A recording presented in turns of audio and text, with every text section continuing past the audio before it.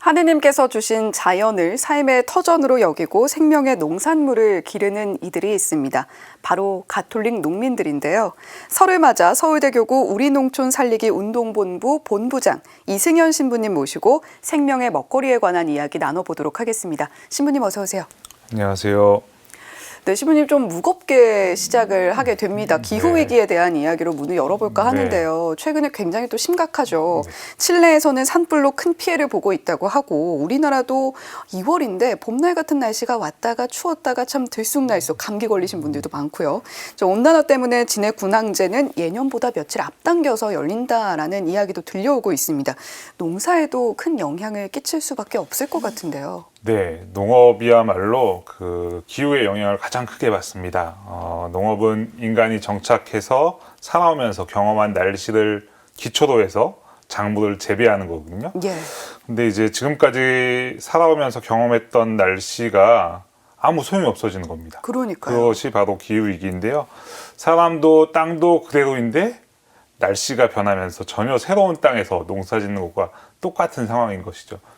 그래서 기후위기가 농민들에게 더욱 어렵게만 다가오기만 합니다. 네, 참 농민들의 마음도 복잡하시지 않을까라는 생각이 드는데 특히 이런 명절 전이 대목이라고들 표현을 하지 않습니까? 이럴 때일수록 더더욱 작황이 안 좋거나 이러면 마음이 무너지는 느낌을 받으실 것 같습니다. 요즘 먹거리 물가도 많이 올라서 소비자 입장에서는 가격표를 보고 놀라는 일들도 종종 있는데요. 그렇지만 유기농 먹거리와의 가격 격차는 상대적으로 줄어든 게 아닌가 싶습니다. 신부님께서 보시기엔 어떻습니까? 예, 먹거리 물가가 많이 올라서 이제 시민들께서 식탁을 차리실 때마다 걱정이 많으시다고 얘기를 많이 들었습니다. 그리고 근데 이제 생명 농산물과 가격 차이가 줄어들었다고 하지만은 생명 농산물 생산에 필요한 그 여러 가지 부자재나 그리고 일손이 더 많이 필요한 게 사실입니다. 그렇기 때문에 그런데 그런 것들은 잘 드러나지 않게 되고 있고요.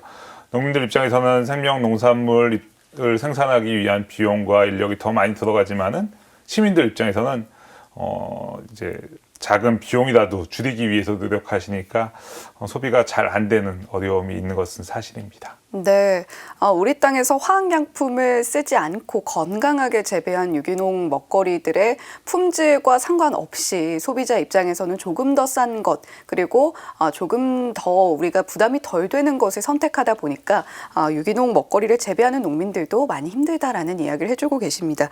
말씀해 주신 것처럼 인건비도 많이 올라서 가톨릭 농민분들께서 농사 짓기가 상당히 어렵지 않을까 싶은데요. 신부님께서 농촌 현장 그리고 농민들을 직접 만나셨을 때 현장에서 체감하는 정도는 어느 정도나 될까요? 네, 인건비가 많이 오른 것도 문제지만 더 큰 문제는 그 비싼 인건비를 주고도 구할 수 있는 사람이 없다는 게 더 큰 문제입니다. 네.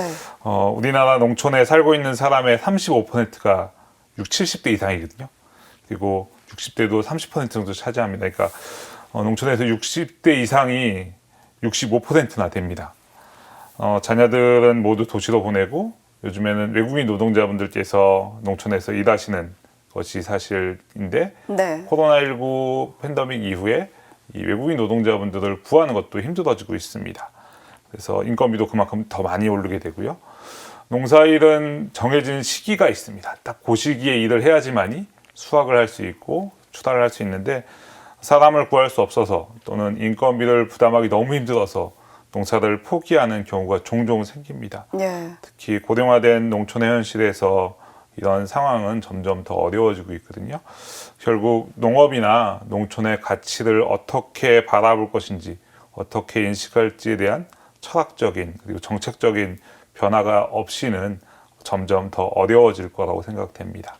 예, 우리가 흔히 농촌, 특히 농업을 1차 산업이라고 이야기를 하는데 그만큼 우리가 살아가는 데 있어서 가장 기본적인 토대가 되는 산업이라는 이야기죠. 일손 품기로 상당히 어려움을 겪고 있는 상황이고 심지어는 웃돈을 주고도 인력을 구하기가 굉장히 어려운 상황에 처해 있다라고 말씀을 해주셨습니다.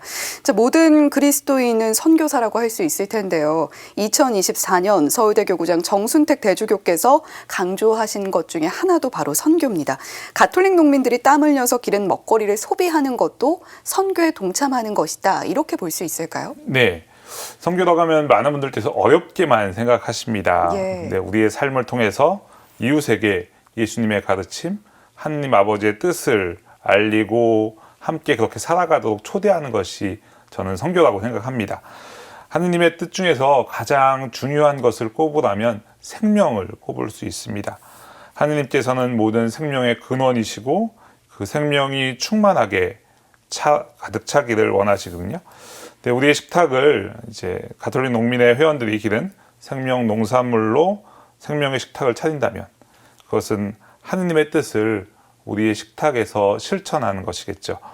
그리고 우리의 생명을 위해서 가장 기본적인 활동인 일상적인 활동이 이제 식사를 하는 것인데 우리가 매일 먹는 밥상에서부터 그 생명의 중요함을 보여주는 것, 그것이 나의 삶을 통해서 이웃들에게 하느님의 뜻을 전파하는 선교라고 생각합니다.